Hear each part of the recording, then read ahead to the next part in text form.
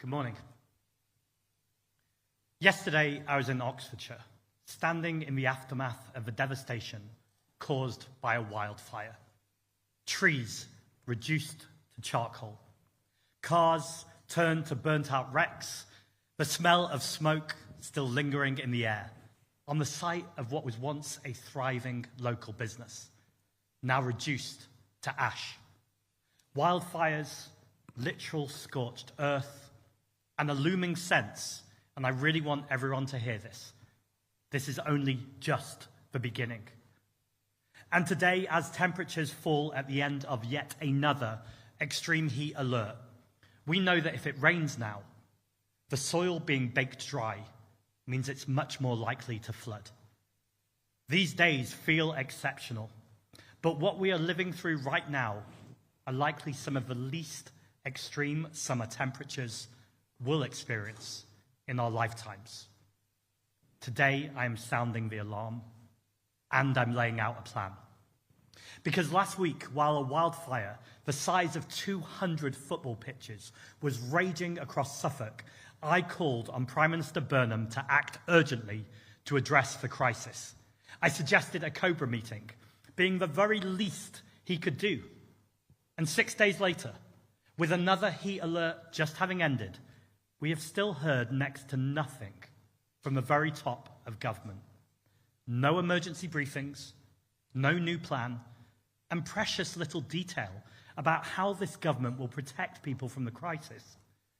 It is putting lives and livelihoods at risk across the entire UK.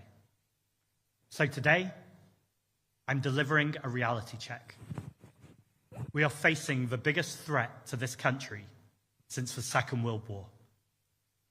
I'm setting out what Prime Minister Burnham can do now to tackle the crisis, and I am challenging him to act with the urgency we need. You will hear today from those on the front line of this crisis, and they will lay out what they have dealt with in the past few weeks. And to them, on behalf of the entire country, I want to say thank you. Extreme weather is now the new normal, and without action, the impact on the people of this country will be unimaginably grave. The threats we face are threefold.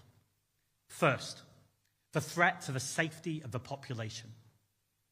Almost 3,000 people have died from the effects of extreme heat this summer. And we know that older people and those with pre-existing conditions are particularly at risk from these dangerous temperatures. Those are the people who have been forced to stay at home for days on end, windows, curtains closed, trying to wait out the extreme heat. And these are the people who are most likely now to have grieving families, whose bodies were under such intense strain in trying just to stay cool that their kidneys and their hearts could no longer cope. Meanwhile, wildfires have seen hundreds evacuated from their homes, while many thousands more wait anxiously with flames on the horizon and smoke in their lungs. We've seen across Europe how bad things can get. Hundreds of thousands evacuated, 500,000 acres burned. The sheer scale of the devastation is hard to comprehend, but we need to look it in the face, because this is only a taster of what's to come if we don't act now. Second, we face a threat to our food and water security. Farmers are now warning we could see food shortages after flooding, followed by drought, has decimated crops. And despite farmers working really hard through the nights to avoid the heat, food production is grinding to a halt, and our food prices are set to rise. Half of England is experiencing serious drought, and across the country, 8 of our water reservoirs are at risk of running dry. Privatized water companies that have failed to build a single new reservoir since 1992 are losing nearly 3 billion litres of water a day from leaky pipes. That's 5 times more than a nationwide hosepipe ban would even save. The threat is so severe that the UK's National Risk Register warns that if we have 3 years of exceptionally dry weather like this, we could face water rationing. These aren't distant possibilities. They're very real scenarios, and they are coming straight at us down the track. Because finally, we face a threat to our very way of life. Parents, unable to take their children to the playground because the slides are so hot, it could burn their skin off. Temperatures so high, they keep us inside for days for the sake of our health. Cities feeling like ghost towns, parks turned into deserts. We only have to look across the channel to France and Spain to see what faces us in the years ahead. Europe is heating at twice the rate of the rest of the world. Wildfires, droughts, deadly floods. The scenes we have seen play out on our TV screens are frankly apocalyptic. And yet the response from our government is to pretend none of this is happening. It is an astonishing dereliction of duty from those whose very first responsibility is to keep all of us safe. And from the media, with some brilliant and notable exceptions, we have seen more clamoring for North Sea drilling in the last few weeks than actually raising the alarm on climate breakdown. While our country has come together, people have offered shelter to those who have had to leave their homes due to wildfires.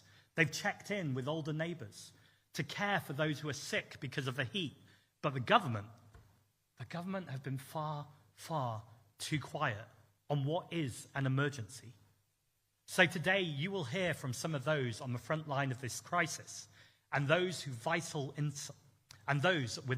insights into how we face this threat.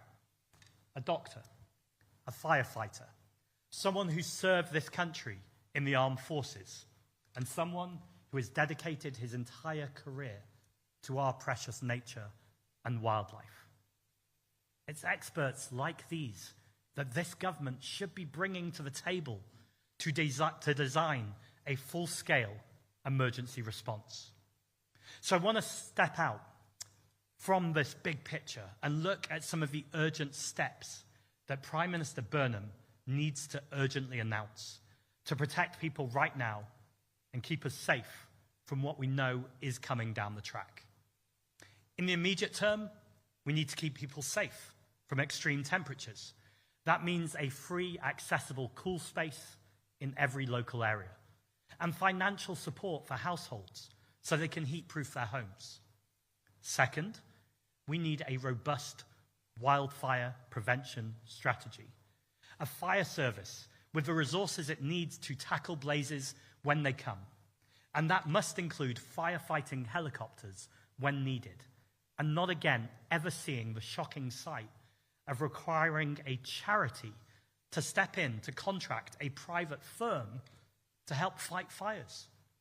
And this should all be funded by taxing the fossil fuel giants who are profiting from fueling these infernos. And finally, to secure our water supply, prevent droughts, and protect our food system, we need to bring water back into public hands. Right now, money is flowing out of our hands into the pockets of shareholders, just like water is flowing out of those companies' leaky pipes in the middle of a drought. Every single penny households pay for their water needs to go back into strengthening our infrastructure, building new reservoirs, and protecting us from the droughts of the future. We know that these extreme temperatures, these deadly wildfires, are being driven by the burning of fossil fuels. And the sad reality is decades of inaction, of politicians allowing fossil fuel companies to profit from pumping out deadly emissions, have guaranteed the extreme weather we are seeing right now, and we will see for the rest of our lifetimes. But there is still time to stop total breakdown. So let me speak directly to the Prime Minister. If we are to secure a livable future for our children and for our grandchildren, there can be no new drilling for oil and gas. On this, the science is crystal clear. As politicians, we have a moral responsibility to do what is right for the people we serve, even when it's not politically convenient. And I know that whatever our differences, we both care deeply about the people of this country and the future of our planet. So when the time comes, I hope you will have the courage to be truthful, be brave, and hold firm to your party's commitment to no new oil and gas drilling in the North Sea, including both Rosebank and Jackdaw. Now, some will say we can't afford to make these changes. These last few weeks are showing we can't afford not to. We are facing an existential threat. People are dying. People are scared. It is time to act. And when we do, we won't just avoid the worst effects of climate breakdown. We will lower bills permanently, help our communities thrive, and give a grounded sense of hope for generations to come. I'm so proud to be joined by 4 people who, in their own ways, have dedicated their lives to this country. And so first, I am absolutely honoured to introduce Carl Benfield, a former soldier, an engineer, who served in the Royal Engineers for 16 years, protecting the people of this country. Thank you for your service, and I'm delighted to introduce Carl Benfield. Carl.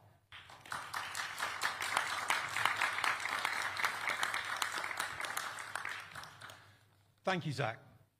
For 16 years, I served in the Royal Engineers and deployed on operations around the world, including Bosnia, Sierra Leone, Kosovo, Iraq, and Afghanistan. I left the military in part because I grew exhausted watching successive governments make reckless strategic decisions while ignoring the existential crisis right here at home. As a soldier and an engineer, I was used to conducting threat assessments and defensive plans. It's clear to me that climate change is the single greatest threat to human security that we face. Removing climate resilience from our national defence and security agenda was an act of complete strategic blindness. You cannot defend a nation if you refuse to acknowledge the very force that makes its infrastructure obsolete, that burns its countryside, and that threatens its food and water supply. Since leaving the armed forces, I've put my engineering background to work to try and mitigate some of these effects, working in renewables, timber frame building manufacturing, and clean heating and cooling systems. From a technical standpoint, this crisis is entirely solvable. But more than that, transitioning to a renewables-based economy and climate resilience is a massive economic opportunity. It drives skilled domestic jobs. It fuels a healthy economy, and it shields our nation from the unpredictable chaos of global oil price volatility. Energy security is national security. So the engineering is ready. The economic case is clear. What we lack is bold political leadership. Zack's right. A government's first duty is to keep its citizens safe. Ignoring extreme heat and raging fires isn't just complacency, it's a dereliction of duty.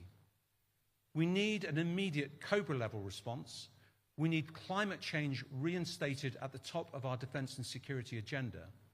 And we need the bold leadership of Zack Polanski for our nation. Thank you.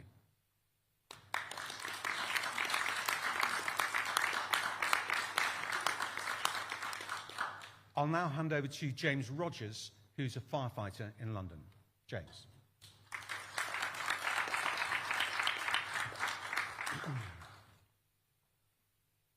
When people talk about climate change, they often talk about the year 2050. I'm a firefighter. I want to talk about now. Because for firefighters, climate change isn't a prediction, it's a shift we're already working. Climate change is the fire call to multiple back gardens alight, children's clothing burning on the washing line. Climate change is the acrid smell as you effect entry into a flat because someone has succumbed to heat stroke and hasn't been checked on in weeks. Climate change is the sound of people in floods of tears when they're stuck in a lift, 20 floors up, in a 30-degree heat. Climate change is the taste of dust in your dry mouth, watching a fire sweep uncontrollably across a park you used to play football in as a child in your summer holidays. Climate change is this becoming a day-to-day reality. This week, I've spoken to my colleagues from all over the United Kingdom, and they have said, no one wants to admit it, but the heat is getting to all of us. We're getting shorter with each other, and we're finishing jobs feeling like we've done a full day's work, even before lunch. Another said, my station gets very hot inside, and there isn't a place I can find relief from the heat whilst at work.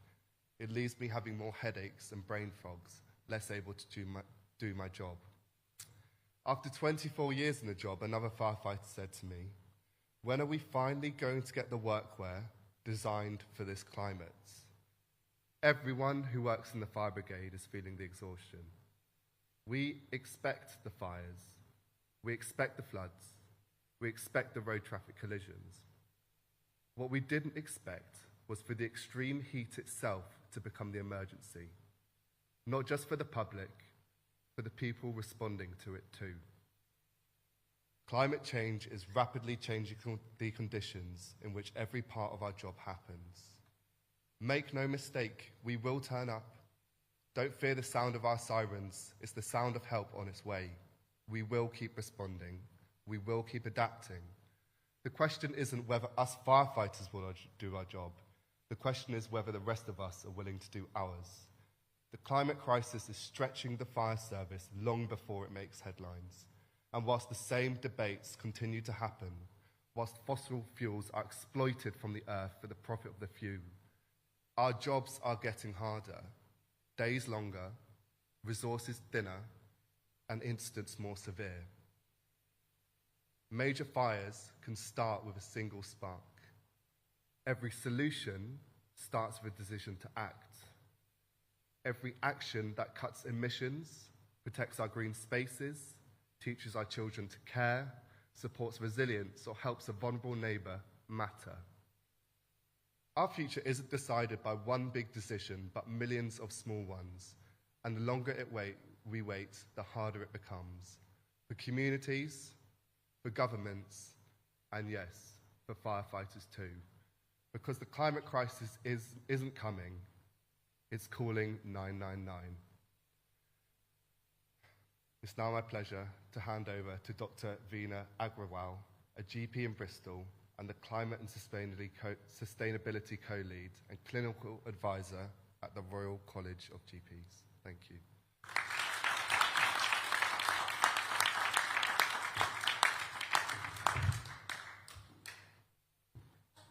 Hi everyone. The climate crisis is a health crisis. As a GP, I have been seeing firsthand the health impact of the recent heat waves. Ambulances are so stretched, we couldn't get an ambulance for a patient with sepsis or another one with very low oxygen levels because the ambulance service was completely overwhelmed. And indeed, the London ambulance service saw its busiest ever recorded day during the heat wave in June, on the 26th of June. That's even busier than during the days in the height of the COVID pandemic emergency.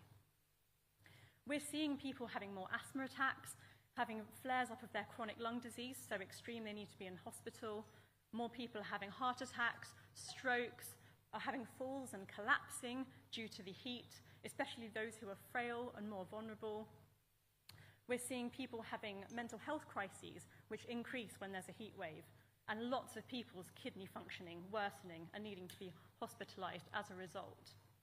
And this is an issue of inequalities, as the most vulnerable people, such as those who are elderly, people who have learning disabilities, those who are homeless, or have pre-existing heart and lung and kidney disease, they're getting very dehydrated and needing to be admitted to hospital. The hospitals are also completely overwhelmed. Many people are suffering from heat stroke, even just from being inside their houses, because our housing isn't set up for these temperatures.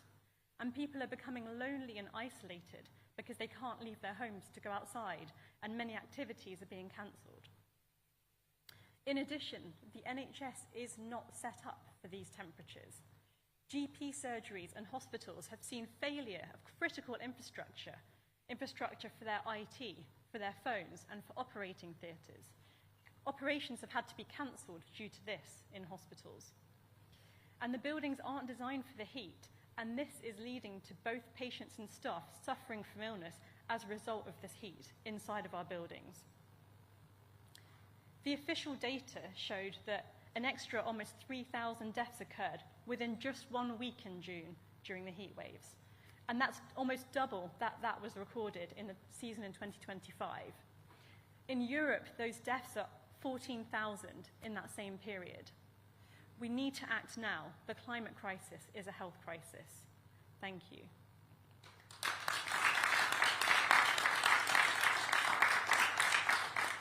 Finally, I'll hand you over to a man who probably needs no introduction, broadcaster and environmental campaigner Chris Packham.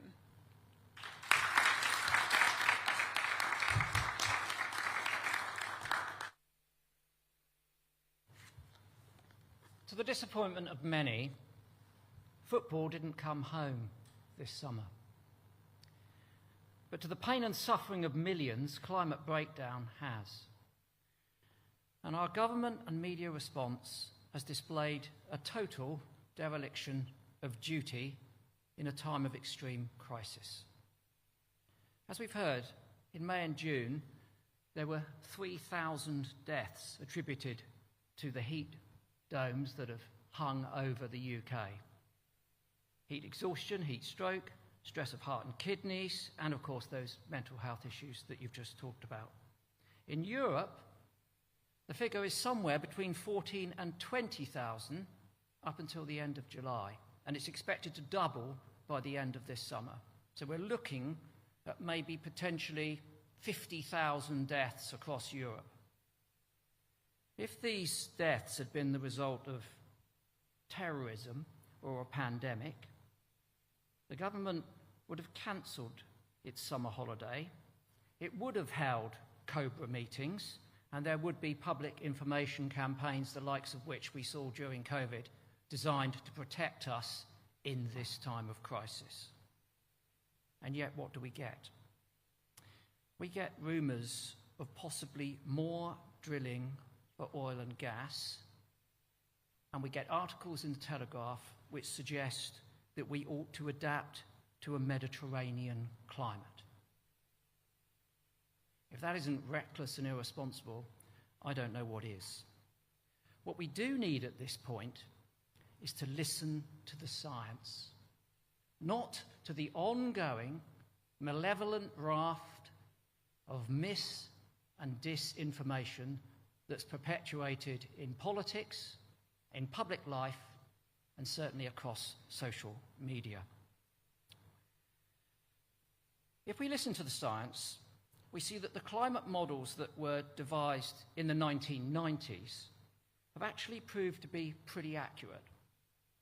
But those who do try and transmit the information to us, people like the IPCC, which are often derided as alarmists by the right and the far right, have actually been too cautious. What we see, for instance, when it comes to the heat waves, is that they are occurring more quickly and more regularly than those models suggest. We're updating the science as it happens. What we also see is that it's not just a lack of water which is leading to the drought, although that might seem painfully obvious. It's actually being exacerbated by extremely higher temperatures. And that has an impact on the environment that I care so much about and we are all dependent upon. Across Europe, there have been 35,000, across the world, there have been 35,000 wildfires. In the UK, there have been 66 major wildfires, but let's not focus on 66 because that sounds quite a small number. In one fire and rescue service, Berkshire, they've attended over 250 outdoor fires so far this summer. So the number of grass fires and so forth is going to be significantly higher than that, drawing upon an underfunded, under-resourced organisation at the front line of dealing with a crisis that is impacting all of us.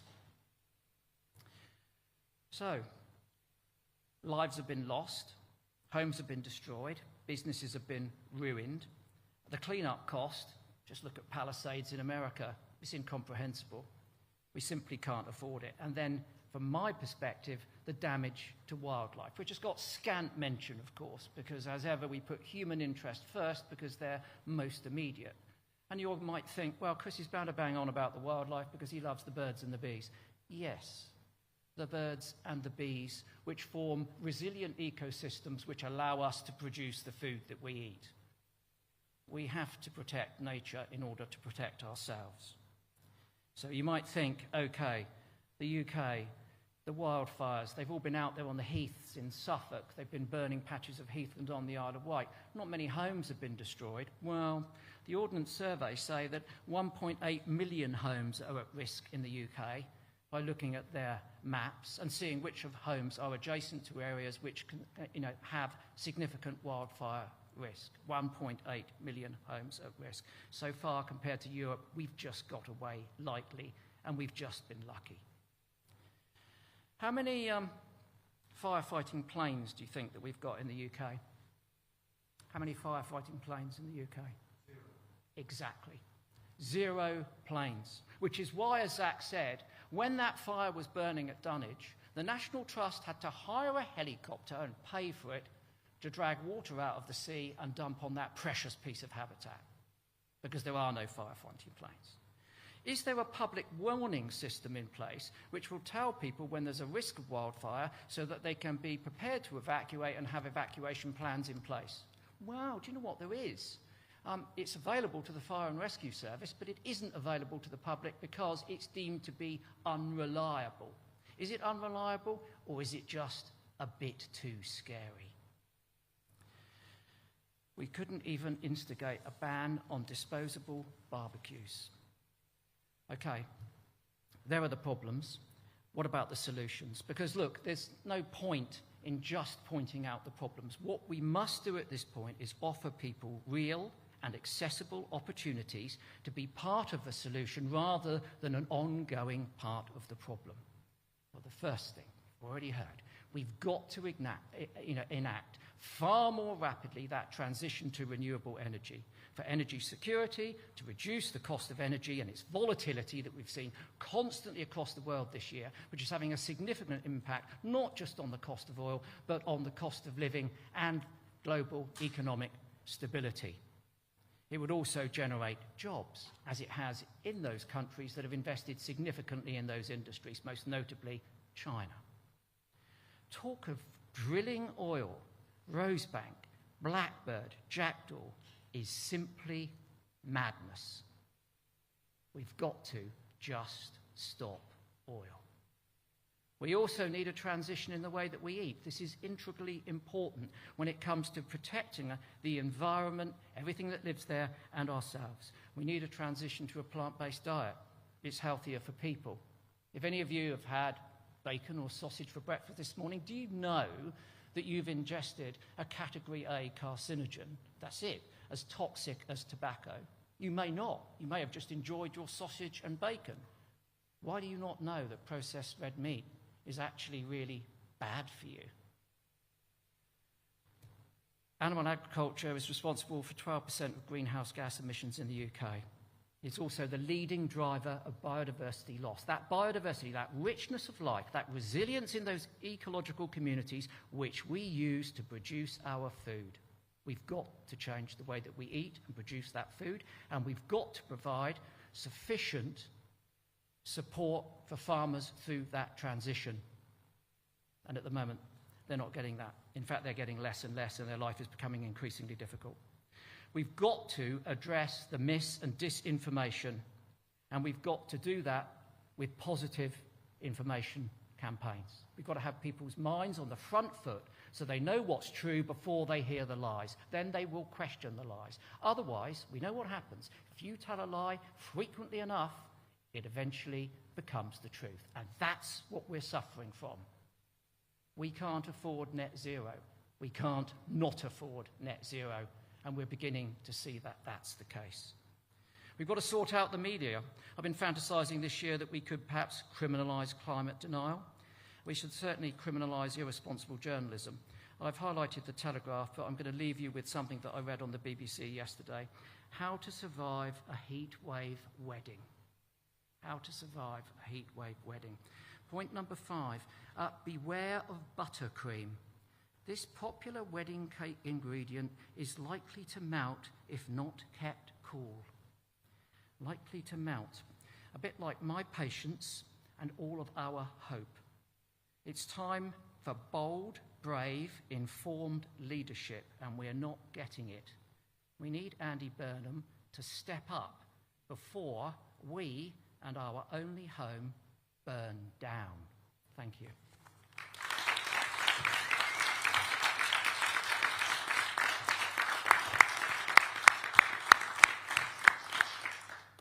Thank you. That was pretty powerful, and thank you to all the speakers for your contributions. I'm going to take questions from the media in groups of 3, starting off with Will Meakin-Durrant from PA. I think the mic will be coming over to you. Thanks, Will.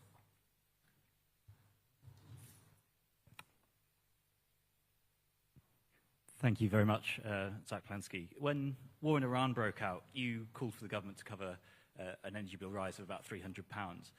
That would surely amount to a subsidy for fossil fuel producers. Have you changed your position on this? And to do those sorts of step changes, you'll need a seat at the table, and yet your personal polling has dropped slightly. Geraldine Coggins didn't quite make it in Manchester, and Andy Burnham is in your sort of social media patch. So has your moment kind of been and gone? Thank you, Will. Second, I've got Joe Pike from the BBC. I think that might actually be Thank you. You're calling for no new drilling in the North Sea, but in a cost of living crisis. What do you say to people who are struggling with their bills? And isn't there a role for oil and gas while we transition? And a second quick one. The Conservatives are facing a lot of criticism for their selection of Joshua Bonehill-Payne as one of their councillors. Given that your party has also faced some criticism when it comes to the selection of candidates, do you believe in rehabilitation? Thank you. Faye from Sky.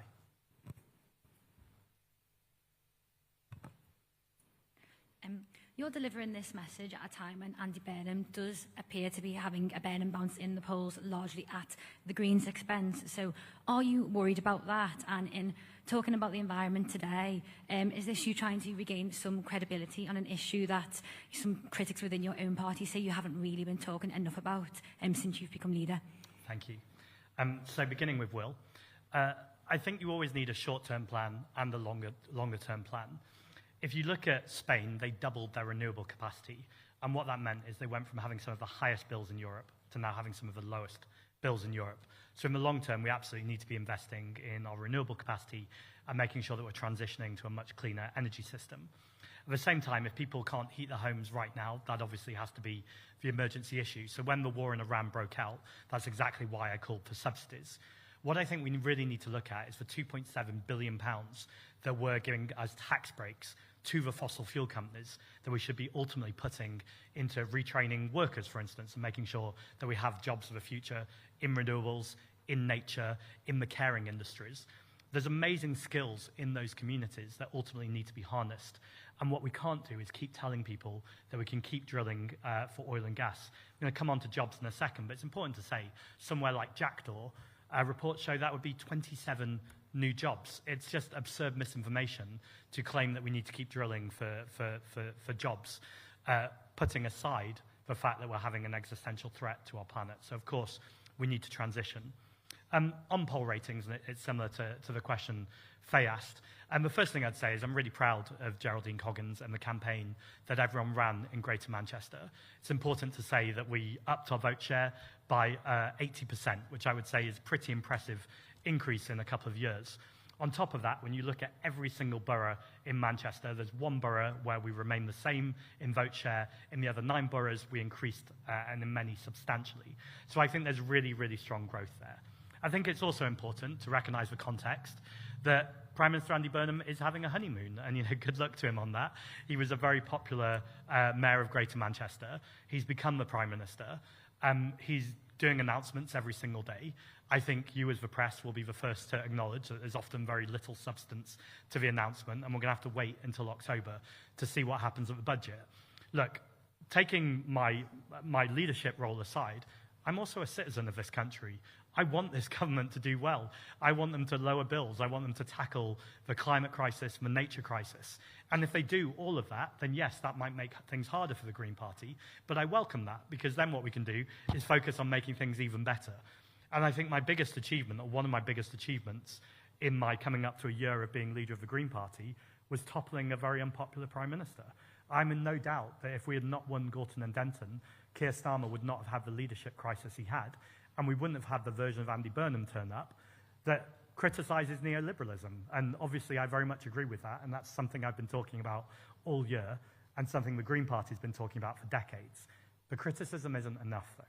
If you criticise the problem, but don't offer the real credible solutions to change that problem, then people will ultimately get sick of you. And I think what I really hold on to is ultimately we have truth on our side. Because if Andy Burnham kind of wants to keep kicking things into the long grass and talks about drilling in the North Sea, for instance, reality will catch up on him. So I hope he does the right things. And if he does the right things, then we'll focus on what he can do even better. But all the evidence so far, including the appointment of Shabana Mahmood, not putting Ed Miliband, I believe, where he belongs, some of the continuation of some dire policy, including in relation to Palestine, I think points to a Prime Minister that wants to say the right things but isn't willing to back it up with action. To be fair, he's pretty new. Let's wait and see. On the North Sea, I think I've partly answered that. I think the important thing here to say is that if we decarbonise by 2050, that would cost less than a single energy shock. And we've now had 2 energy shocks in just a few years. So the first thing to say is we cannot keep waiting. We cannot keep hoping for magic technologies. The technology already exists. What is lacking is the political will to overcome barriers. Those barriers aren't even particularly strong. They just require leadership. And we often talk about how to invest in things and the bond markets. And it is important to recognize that we need to take the bond markets with us. But one of the ways we do that is by having a clear plan that is visionary, that people can get behind. Now, that clear plan clearly has to tackle inequality in our society. It clearly has to tackle the jobs crisis and making sure that we're tackling unemployment. But it absolutely has to have climate and nature at the heart of it. These are the fundamental risks to us as a civilization. If we don't have nature, we don't have anything. Everything collapses. And I thought Chris's phrase was brilliant. Like, you can obsess about the birds and the bees, but actually what you're obsessing about there is, one, nature in itself, which is intrinsically important, but also, even if you take the most selfish perspective, we need those birds and bees. We need those pollinators. We need those food and ecosystems to survive and exist. On councillors, I don't know the individual circumstance of this individual councillor, so I'm going to be careful about wading in on a case that I don't know the detail on. But I do believe in rehabilitation. I think someone can say something or even do something and make a mistake. Now, I think the important point is that we don't just apologise and move on. There has to be a clear recognition of what they did wrong and what they're going to do in the future to rectify it. I don't believe anyone should be pushed out of public life permanently. I do believe that there has to be spaces for people to rehabilitate, no matter what they say or no matter how heinous what they do is. I think there clearly has to be a relationship, though, between a candidate, whether that's for a councillor or an MP, and the voting public, that ultimately they have to re-earn trust. And again, it can't just be a meaningless apology. It has to be a clear direction that the lessons are going to be learned. To Faye, the first thing I would push back on before answering your question directly is that I've been talking about the nature and climate crisis from the day that I was elected as the Green Party leader. And I've been in so many interviews where people have said to me, you're not talking about climate and nature. And I've said, please ask me a question about it. It would be my absolute honour, and I would delight in being able to talk about these things. What I have done, and I think is key to your question, is link the climate and nature question to the issues that people are talking about every day. Now, I wish people were talking about the climate crisis every day, and that's partly why I've called this press conference today, because I've seen over the last few days and few weeks the shocking scenes of wildfires, the number of 3,000 deaths. It's a number that can just kind of get said, but I think we need to sit in that 3,000 people have died because of the extreme heat. And I recognise the platform I have as leader of the Green Party. I recognise that we have 230,000 members. I recognise that our polling was higher. It's still much stronger than it's ever been. And I recognise that with that platform and with that moment, I want to draw attention and do everything we can to push the Prime Minister to take action on what is such a crucial subject. Now, I've focused on the climate and nature crisis today, but we already heard from our guests as well that this does link in. This is a way to lower bills. This is a way to transform some of the inequality in our society. This is a way to create the jobs of the future and to make sure we have more cohesive communities. So I don't think we can or should talk about climate and nature in a silo. I do think there are times, though, when people have died and we know that more heat waves will come, and we know that next year we could have even more extreme temperatures, that there's a moment to say we can put the cost of living crisis to one side for a moment. We really need to talk about climate and nature, but it is important to keep linking it back and let people know if they're worried that the climate crisis is going to be off the backs of working people, I'm worried about that too. It does not need to be that way. We need to recognize that BP have doubled their profits during the Iran war. We've got Barclays who've gone up a third in their profits, who are advising some of their clients to say that they can profit in the extreme heat. That's egregious, it's grotesque, and it needs calling out. And what I would say to the press and the media in the room is I can call it out as a political leader, but I think you also have a role to call it out. And I know some of you do, and so this isn't blanket calling the media one thing. We have journalists doing brilliant work. But the amount that we hear about whatever Nigel Farage or Reform want to talk about, and the little we hear about the climate and nature crisis is pretty glaring. And so I hope this moment can be a reset where we can talk about the really important things more. Thank you. I've got Alita Adu from The Guardian. No? Just over here.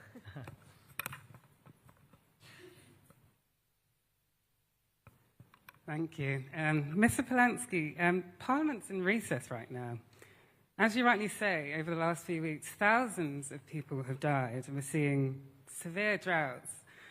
Why have you waited until now to deliver this so-called, reality check to the government? I mean, you have been on major platforms. You have a major platform yourself. Are you struggling to make this a defining sort of issue for your leadership instead of what it seems to be as your mishandling of your social media accounts? And just on the Tory candidate, if I may, Joshua Bonehill-Payne led a sustained campaign of anti-Semitic abuse against Luciana Berger. As a Jewish party leader yourself, do you really think that Kemi Badenoch's defence of him was right? And finally, just to be a bit cheeky, the chair of the EHRC has accused a number of Green Party-led councils of being performative by refusing to implement the law on single-sex bases, given she says they will essentially be obliged to follow the law.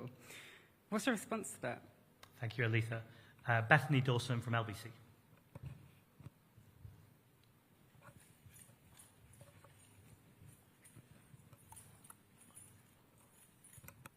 Hi. Mr. Polanski, a full-scale approach to climate change and indeed many of the other big political issues of our time require cross-party work. Are you happy to work with other parties, and do you accept that that might mean apologising to other party leaders when mistakes are made? And a reduction in North Sea oil and drilling has seen oil being shipped just from third-party countries, thereby raising the carbon footprint and price of oil. Do you think that that is right? Are you happy to see that? And again, just to be cheeky, taking inspiration, do you think that Ed Miliband should be the Chancellor? Thank you very much. And David Williamson from The Express.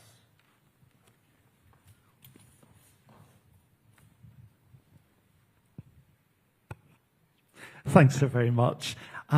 Just following on, a question which came up a lot during the Aberdeen South by-election was that while gas still has a role in supporting renewables and the energy transition in Britain's energy mix, and when there's genuine concern about the potential for Russia to target the country's supply lines, is it better to import gas from Norway or to transport LNG from the Gulf or the United States rather than taking North Sea resources?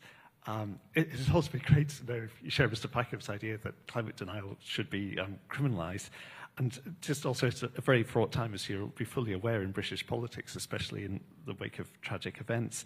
I mean, has a diktat been sent out to Green supporters and activists and members that violent imagery, such as the use of guillotines, is both dangerous and unacceptable, and just simply as, I suppose, a gesture of goodwill and lowering the tensions that we see in the country, would an explicit apology to Nigel Farage, is that something that you would like to do?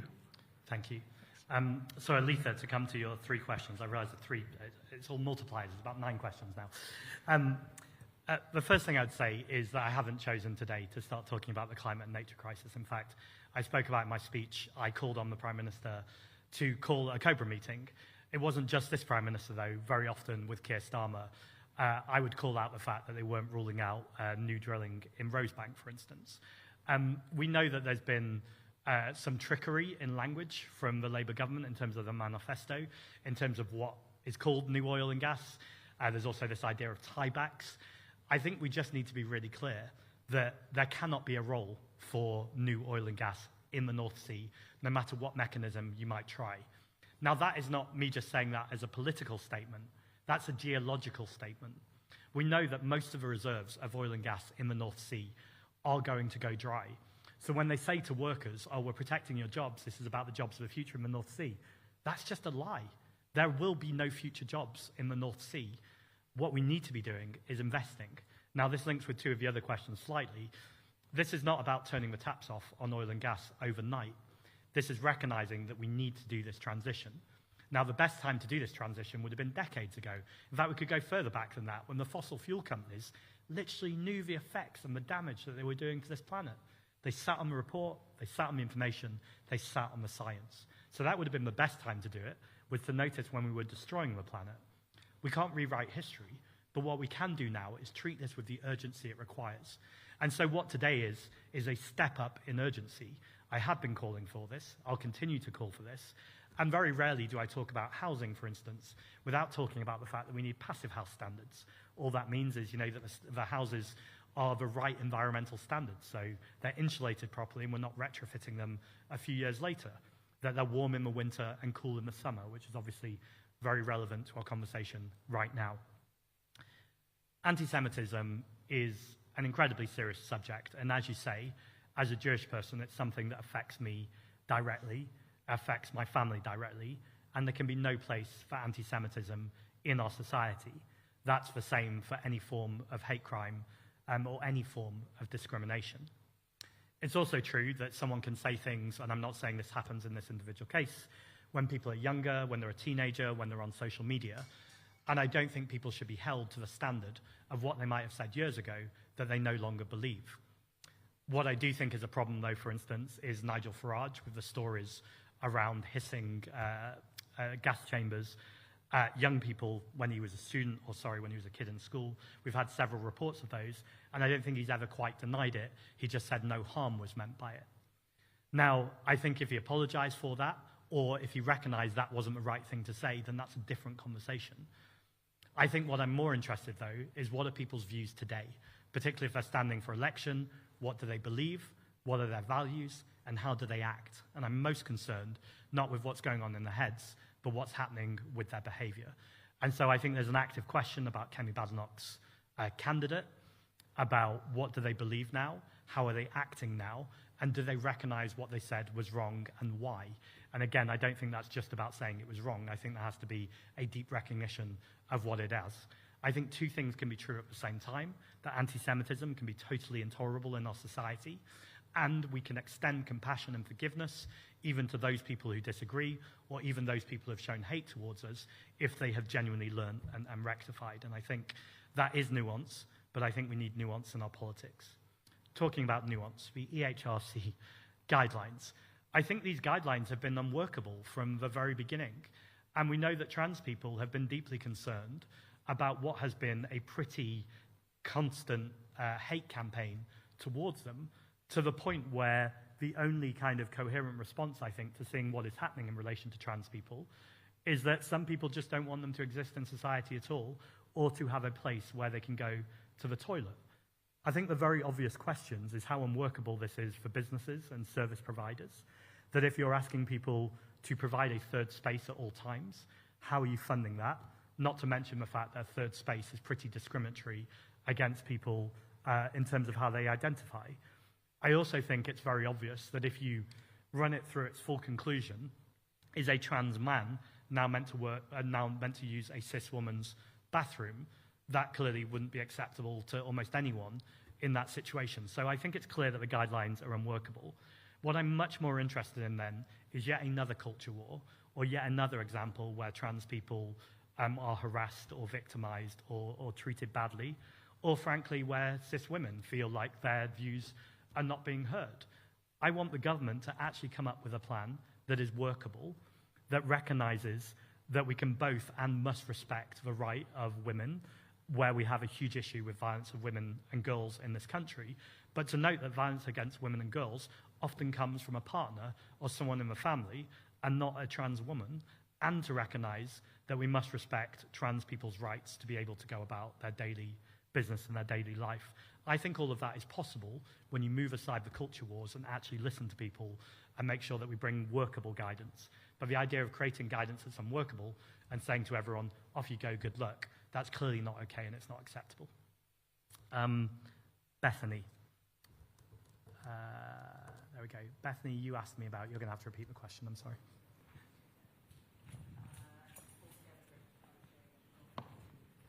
Got it. Yes, absolutely. I'll work with anyone who wants to tackle the climate crisis and wants to protect nature. This issue has to be above party political kind of, this issue has to be above parties. It has to be about how do we protect people, how do we protect the planet, and how do we lower people's bills. Now, at the same time as saying that, two things can be true at the same time. Vested interests have really corrupted this debate. Most obviously from the Reform Party, who I believe between 2019 and 2024, 95% of their donations came from oil and gas companies or climate-denying companies. So if you have a party taking that much money from the vested interests, it becomes very difficult to believe that when they speak, that they're actually representing people's best interests and the planet's best interests, as opposed to their pockets or the pockets of their donors. That doesn't stop at the Reform Party, though. The Labour Party took £4.1 million from Quadrature Capital, asset hedge fund with links to oil and gas companies, also arms trade companies, gambling companies, and private healthcare companies. So when it comes to the climate crisis, but we can talk about any issue, there is a huge conversation to have about political donations, how they work, and how we make sure that people ultimately are serving the constituents who elected them and represent them, or who they're there to represent, rather than vested interests. And I see that run throughout this entire conversation. On Ed Miliband, ultimately that is a question for Andy Burnham in terms of who he appoints as his Chancellor. I am worried about John Healey.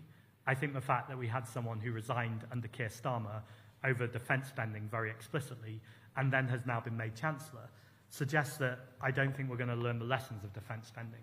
What are those lessons? I think when we talk about defence, we need to look at it much more widely and talk about security. Yes, military spending is important, and just as importantly, particularly right now, is spending against cybersecurity to make sure we're protecting our cybersecurity, spending against if there's another pandemic and making sure we're resilient, and of course the climate crisis and nature crisis. That is our security and that is our defence. And I'm really interested by the conversations that Prime Minister Pedro Sanchez is having in Spain right now, where he is saying to NATO that part of the number that we're spending in terms of our defence spending has to include climate and nature resilience, because ultimately, as we've said, that is the greatest threat to our country since the Second World War. I can't remember your third question. Yes, I think I've answered that, which is about making sure that we have a just transition. That includes wind and solar. People will often say that, you know, it doesn't blow all the time and it doesn't shine all the time.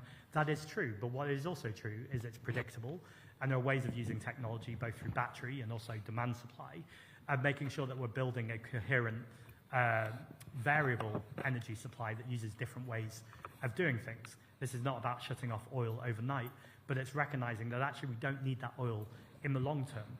And I think there's something here about patriotism, about recognizing the sovereignty of our country. That's British wind, that's British sun.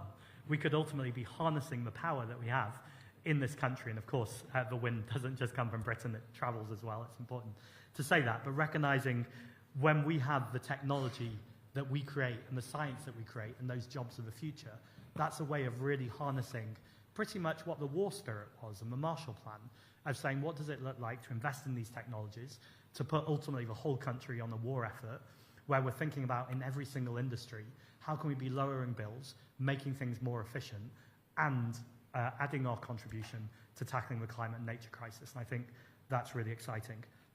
And David, from The Express, I guess it's the same question again in some ways. I'll try and find something different and something new and interesting to say on this. I think there's a real question here about standing up to Donald Trump.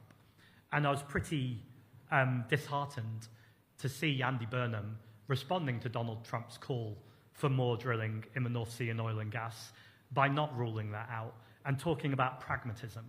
And it does feel like pragmatism has become the new code for difficult decisions, because we always see difficult decisions for disabled people, for migrants, for trans people, for people who are unemployed and trying to get on the job market. We very rarely see difficult decisions for fossil fuel companies, for multimillionaires and billionaires. And I think there's a conversation to be had. Should fossil fuel companies be earning or making a single penny of profit at the same time as we're seeing these disaster crises? I think there's a conversation to be had about every single penny of excess profit that those fossil fuel companies making going straight into wildfire prevention, straight into tackling the climate crisis and climate adaptation. It makes me sick to think of people like James and firefighters who are going out bravely and doing that work to tackle these wildfires, to put their lives in danger, while we know that burning fossil fuels is what is making these wildfires more intense and more frequent. Yet some firefighters are not always going to the scenes in the correct equipment. There was a whole conversation particularly about women firefighters and the fact that when the uniforms weren't gendered, or they didn't have enough uniform for women firefighters, they were having to wear the same as the men, these heavier uniforms, that meant when they were in dealing with fires, the exact moment where you'd want their brains and their thoughts to be on nothing but how to tackle the fire, they're in the uncomfortability and dangerousness of what they're wearing. Now, I don't blame the fire brigade for that a moment. What I blame is austerity and so-called difficult decisions or pragmatism from successive chancellors and governments who have not taken this issue seriously. I also know that the Fire Commissioner, I've heard him say this many times, would want a statutory duty on the fire brigade for tackling wildfires, and more so floods. It's not right that when there's a flood, in particular, governments understandably turn to the fire brigade, various fire services, and say, you know how to deal with this, off you go. So they have the ability to be able to do that, but because it's not a statutory duty, they don't have the funding and they don't have the resources that they need in order to be able to do that. That, again, is grotesque. And it's very obvious how you fund it. You fund it by saying to fossil fuel companies, you will not make profits off the back of people's misery, off the back of wildlife being destroyed, their habitats being destroyed, off the back of local businesses being destroyed. You will not profit from that, and that money is going to go straight to the Treasury to make sure that we're going to tackle future climate catastrophes. Finally, we've got... I'm really sorry. We are out of time. I'm really sorry, everyone. We have to go. But thank you so much for coming. Really appreciate you making the time and coming all the way down here. Thank you very much. Apologies for my long answers. Thank you very much. Thank you. Thank you.